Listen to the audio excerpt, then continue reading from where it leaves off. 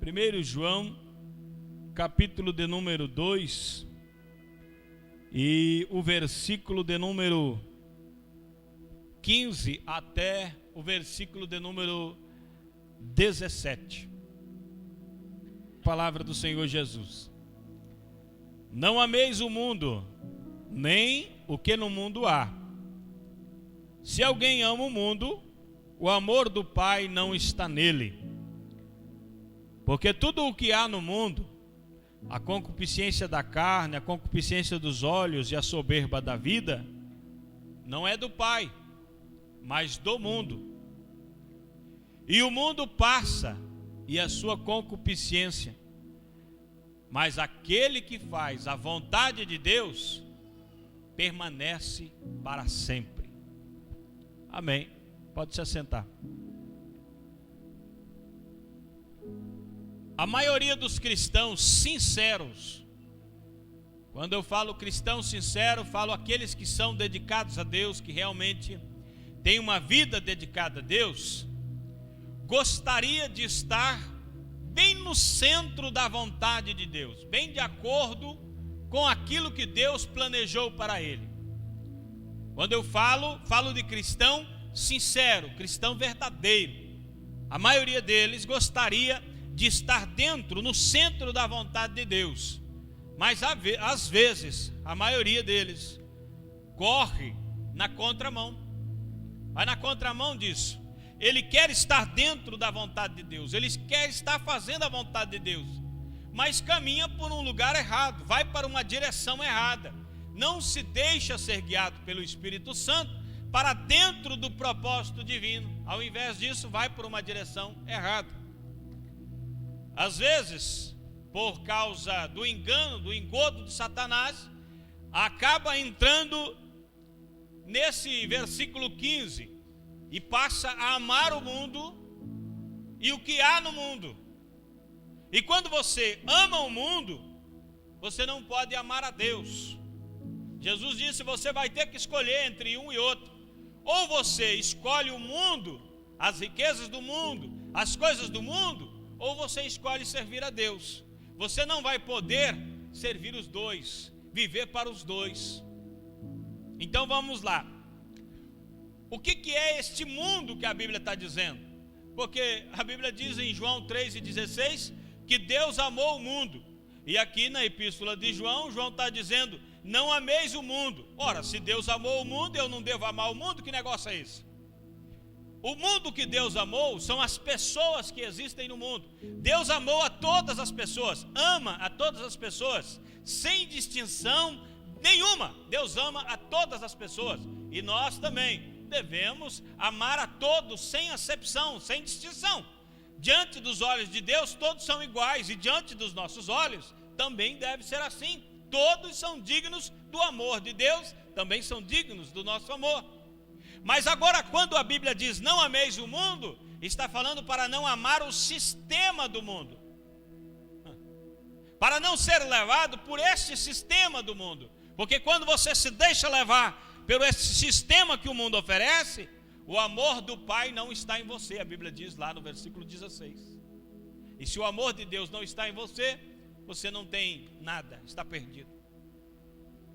Por isso é necessário uma escolha entre o mundo ou Deus. Um ou outro você vai ter que escolher. O mundo e a cobiça do mundo estão ligados. Quando diz que tudo que há no mundo, a concupiscência, tudo está ligado. O mundo e a cobiça do mundo está ligado. Você está no mundo, está na cobiça. O que é cobiça? Cobiça é desejo desmedido por poder, dinheiro, bens materiais, glórias. É ambição. É vontade intensa de conseguir alguma coisa. Isso é cobiça. Quando a pessoa quer e quer para ele, ele olha e quer para ele. Isso é cobiça. O mundo e a sua cobiça passa. E as pessoas cobiçam. Os homens naturais cobiçam. Eles olham para algo e querem, e desejam ardentemente acabam com amizades por causa da cobiça dos olhos. Eles veem e querem, e por não conseguir, acabam matando pessoas para conseguir.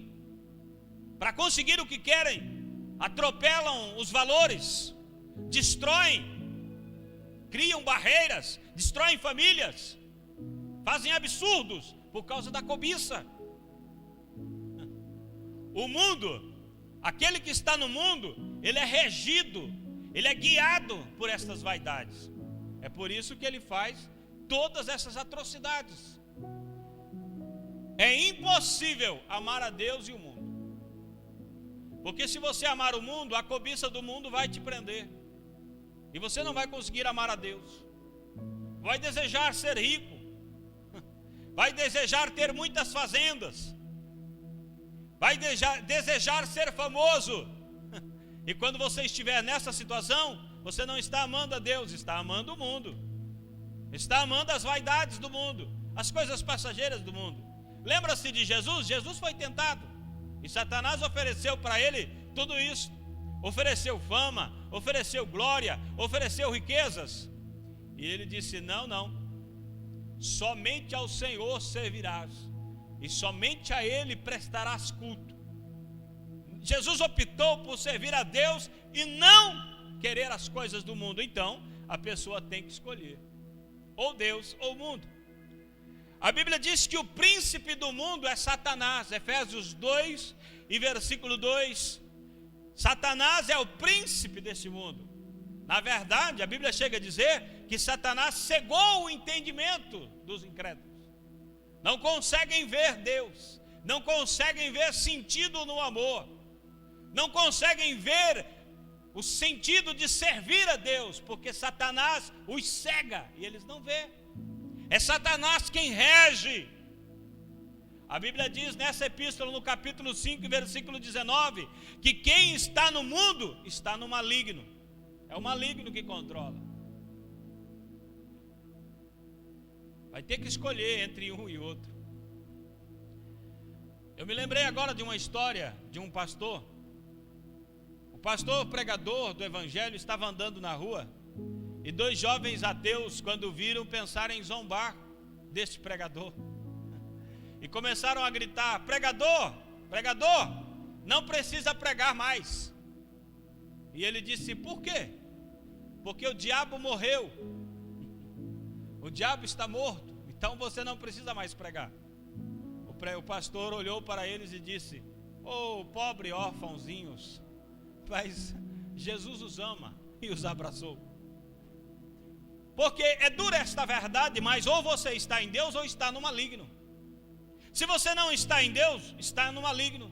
Se você não tem Deus por pai, tem o diabo por pai. Tem que escolher. É uma escolha radical, é uma decisão, tem que ser decidido, tem que optar. Se você não é filho de Deus, acaba por se tornar filho do diabo, filho das trevas.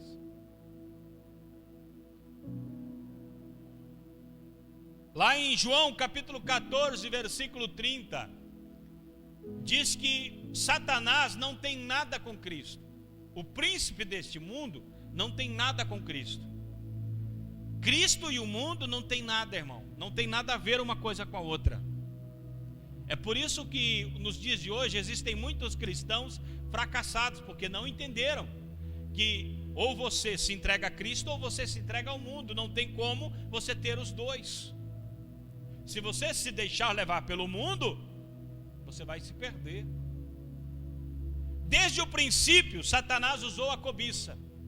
Lá em Gênesis capítulo 3 e versículo de número 6, a Bíblia diz que a Eva olhou e viu. Satanás disse para ela: não, não é assim. Não é assim que Deus falou, você não vai morrer. E a mulher olhou e viu que a fruta era desejável aos olhos e boa para se comer, então apanhou. Sempre Satanás trabalhou com a cobiça.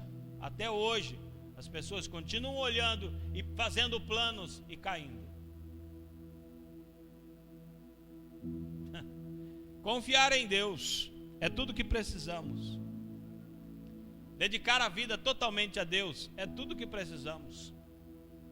Nós não precisamos de lazeres, nós não precisamos de hobbies, Nós não precisamos ter muitas propriedades adquiridas.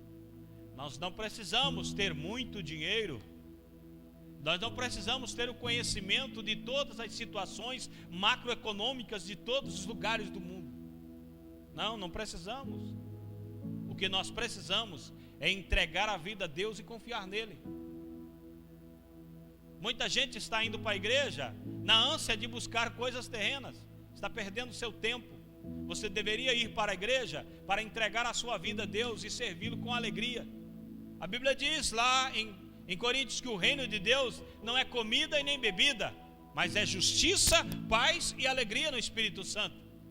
Ir atrás de Deus em busca de riquezas, em bens materiais, é perca de tempo. Porque tudo que há debaixo do sol, disse o pregador, é vaidade, é passageiro, é vão. Nós precisamos fazer uma escolha. Quando a Bíblia diz, o mundo e a sua cobiça passa, está dizendo que tudo aqui é passageiro, tudo está em constante mudança. Se o seu desejo é ter um carrão, quando você tiver aquele carrão, já passou, existe um carrão melhor do que aquele. Se o seu maior desejo é possuir uma grande casa, logo a sua casa já passou também, existem casas melhores. O seu desejo sempre será maior, sempre será maior. Tudo vai passando, tudo é transitório, tudo passa. A alegria no mundo é passageira. A felicidade no mundo não é felicidade, é apenas um momento de prazer e alegria, mas logo passa. Agora aquele que faz a vontade de Deus, a Bíblia diz que permanece para sempre. A sua alegria não tem fim. O seu prazer não é passageiro, mas é todo o tempo em constante movimento na presença do Senhor. Eclesiastes capítulo 5 e versículo 10, que diz que quem vive para satisfazer, por causa da ganância, buscando mais e mais, buscando satisfazer a si mesmo, nunca vai estar satisfeito. Isso é tão verdade que os irmãos devem conhecer na televisão pessoas muito ricas entrando em escândalos de corrupção porque querem ficar mais ricos ainda. Já não tem o suficiente, já não dava para viver tranquilo, mas eles entram em mais e mais escândalos, porque nunca se satisfaz. Então, nós não devemos ficar com o mundo e a sua cobiça, nós devemos ficar com a vontade de Deus. E o que devemos fazer para fazer a vontade de Deus? Como eu faço a vontade de Deus? A primeira coisa que você tem que fazer para fazer a vontade de Deus é aceitar a Jesus como seu único e suficiente Salvador e mais, Senhor de sua vida. Tem gente que aceita Jesus como Salvador, mas não quer aceitar Ele como Senhor. Salvador é fácil, você está perdido mesmo, não tem para onde ir, está condenado ao inferno, então olha para Jesus que é o Salvador e o quer como Salvador. Isso todos podem fazer, mas aceitá-lo como Senhor é difícil, porque se aceita Ele como Senhor, deve obedecê-lo. A vontade de Deus é que você ame a Cristo, sirva a Cristo, aceite a Cristo, ande com Cristo, siga a Cristo. É Ele mesmo que abriu os céus e bradou: este é meu filho amado em quem tenho prazer, a Ele ouvi. É Deus quem falou. Nós devemos ouvir a Cristo, amar a Cristo. Efésios 5:18 diz que nós devemos ser cheios do Espírito. Gálatas capítulo 5, versículo 22, 23, produzir o fruto do Espírito. A vontade de Deus é, em primeiro lugar, seja salvo em Cristo. Segundo lugar, seja cheio do Espírito de Cristo. O que é a vontade de Deus? O que Deus quer? Deus quer que você seja transformado de glória em glória na imagem de Cristo nosso Senhor. 2 Coríntios capítulo 3, versículo 18. O que Deus quer? Qual é a vontade de Deus? A vontade de Deus é que você seja santo, que você tenha santificação constante na sua vida.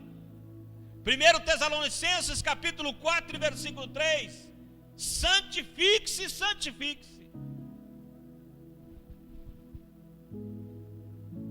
A vontade de Deus é que você faça de coração a obra de Deus, não como se estivesse fazendo para os homens, mas para Deus. Efésios 6 e versículo 6. Fazendo de coração a vontade de Deus. A vontade de Deus é que você seja grato por tudo. Essa é a vontade de Deus. 1 Tessalonicenses capítulo 5, versículo 18. Sendo grato a Deus, que é a vontade de Deus. Contentamento. Tem muita gente que está me ouvindo agora, que não é grato por aquilo que Deus deu a ele. Queria que fosse diferente. Vive a vida inteira querendo mudança, querendo se revoltar, porque quer diferença, quer mudança. Não, seja grato por aquilo que Deus te deu. Você só dará um passo à frente quando você aprender a agradecer por aonde a posição em que você está. Enquanto você não for grato, até onde você chegou, nunca dará um passo à frente.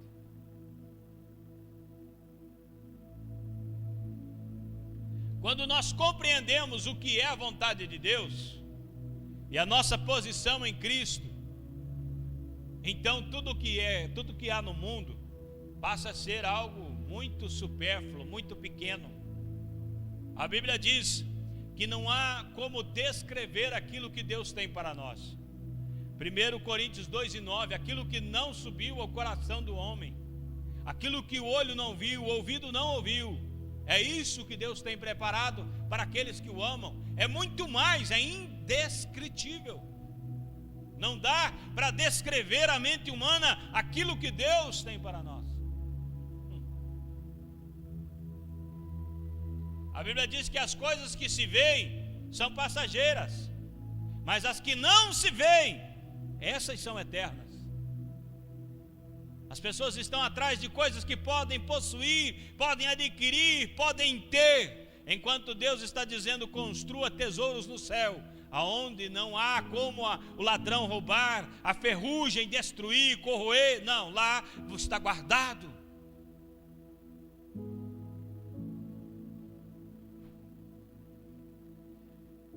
A Bíblia diz em 1 Coríntios 15:19 que quando nós esperamos em Deus somente nesta vida, somos os mais miseráveis que existem. Quer dizer que Deus tem muito para nós. Quer dizer que se nós fizermos a vontade de Deus, é muito maior do que tudo que nós podemos apalpar, ver, almejar. Se você subisse na torre mais alta desse mundo e olhasse todas as glórias do mundo e dissesse: Deus, me dê isso, ainda era muito pouco perto daquilo que Deus tem preparado para aqueles que fazem a vontade de Deus. As pessoas querem ser dono do mundo e esquecem-se que aqueles que fazem a vontade de Deus já o são donos do mundo, donos do universo, porque são filhos do Deus vivo.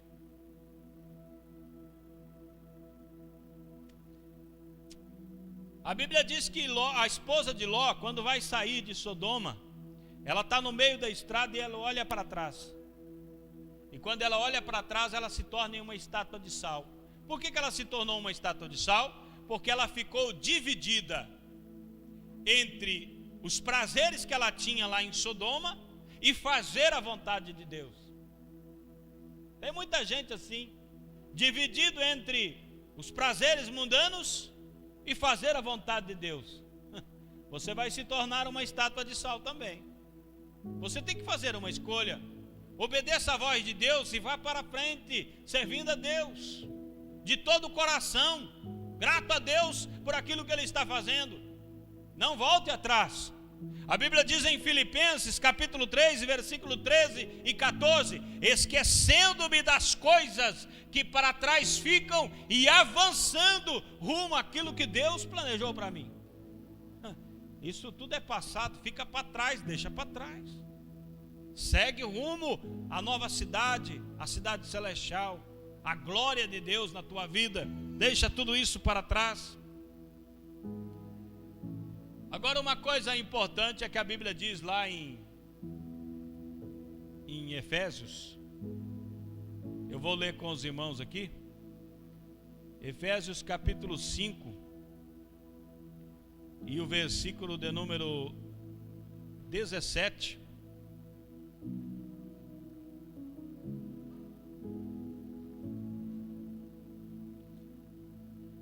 Efésios 5 e versículo 17 diz assim, ó: não sejais insensatos, mas procurai entender qual é a vontade do Senhor.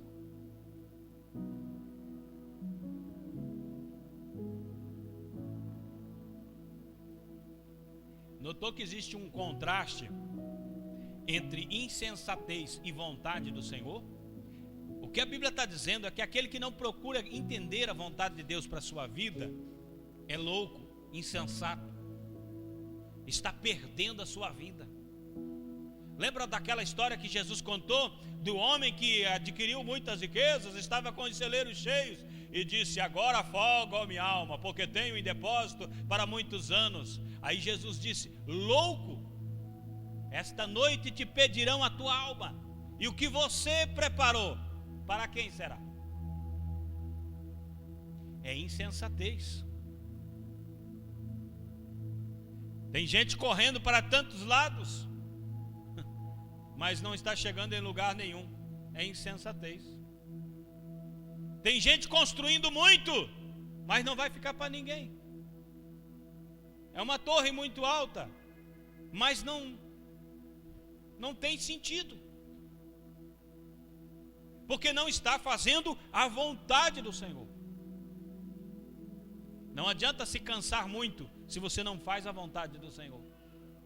O pouco que você faz com Deus dentro da vontade do Senhor gera muitos resultados, e o muito que você faz fora da vontade do Senhor não dá em nada. Por que será que as pessoas procuram fazer e não procuram entender? A Bíblia está dizendo que é aquele que faz a vontade de Deus que permanece para sempre. A Bíblia não está dizendo aquele que fala da vontade de Deus.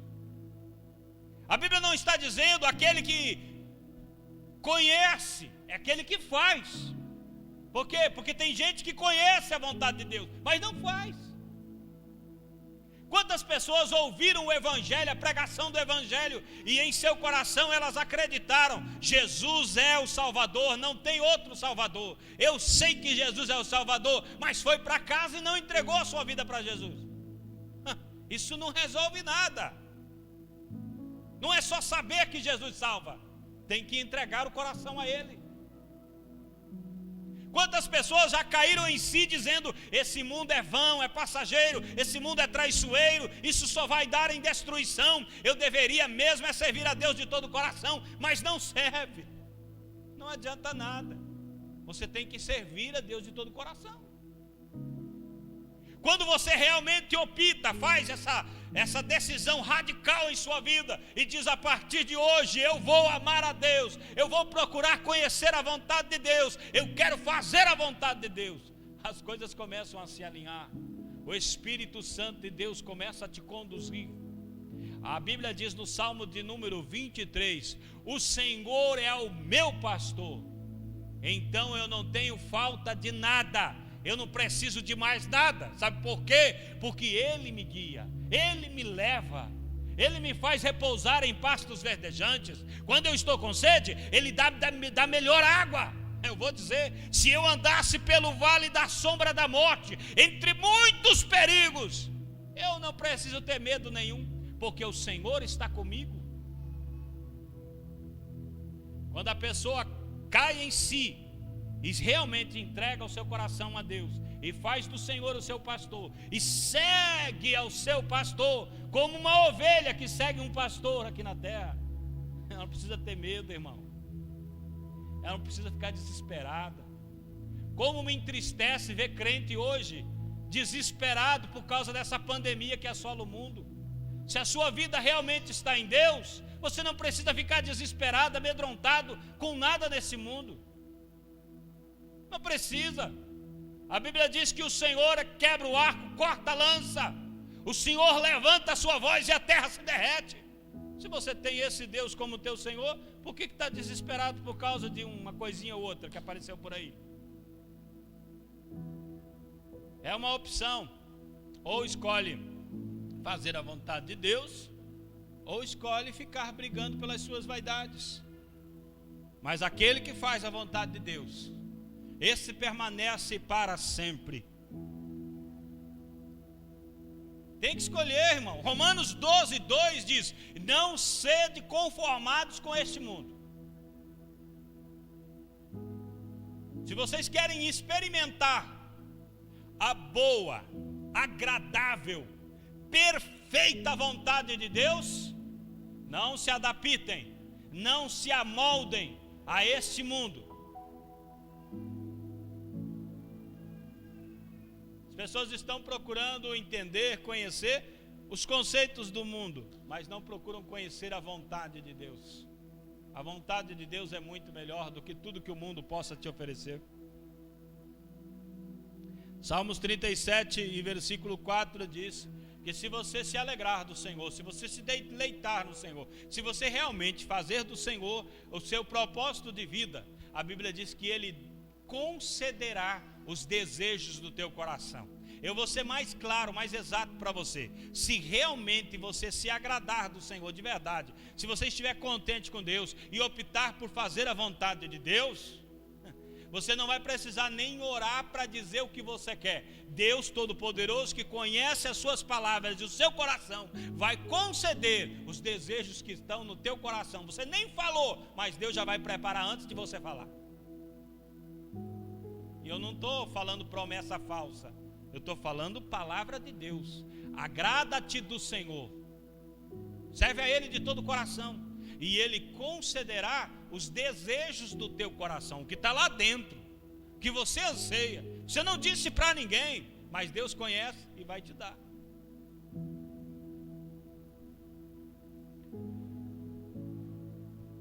Em Cristo nós temos uma segurança eterna, um galardão garantido, uma vida eterna plena. O mundo e a concupiscência passa, mas aquele que faz a vontade de Deus nunca morre. Sabia que por séculos e séculos o maior anseio do homem era ser imortal? Eu não sei para quê, porque se você se tornar imortal, vai chegar um dia que você vai cansar de viver, porque a vida aqui na terra é um enfado. Uma pessoa, já pensou se você tivesse 1000 anos? Se você tivesse 1000 anos, você teria visto toda a Primeira Guerra Mundial, a Segunda Guerra Mundial. Você teria visto aos tempos mais para trás ali, teria visto a Reforma Protestante. Irmão, 1000 anos seria muito tempo para você viver. Imagine uma imortalidade nesse corpo. É inútil. Se queres ser imortal, faça a vontade de Deus, porque daí você vai ter uma imortalidade que compensa. Vai ter um corpo glorificado, vai viver de acordo com o propósito de Deus, vai ter uma vida alegre, eterna.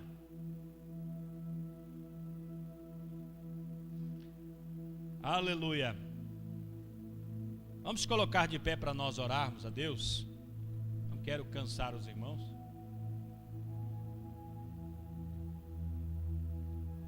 Logo após esta oração, nós vamos aqui fazer a apresentação.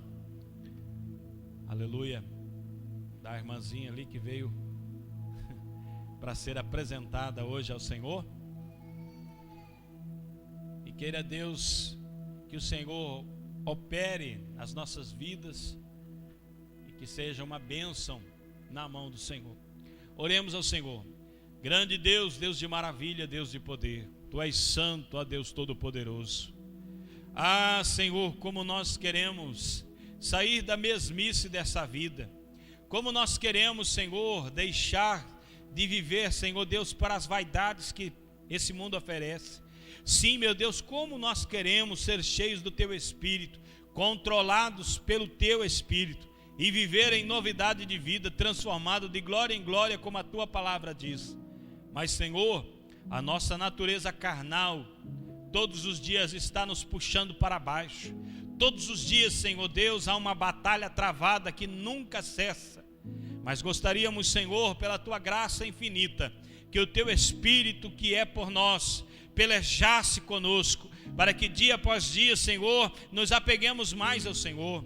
Que os teus anjos que ministram em favor daqueles que hão de herdar a salvação, pelejem, Senhor Deus, para destruir todas as influências satânicas, todas as armas maquiavélicas, tudo aquilo que Satanás projeta para impedir mais e mais o nosso crescimento na tua presença.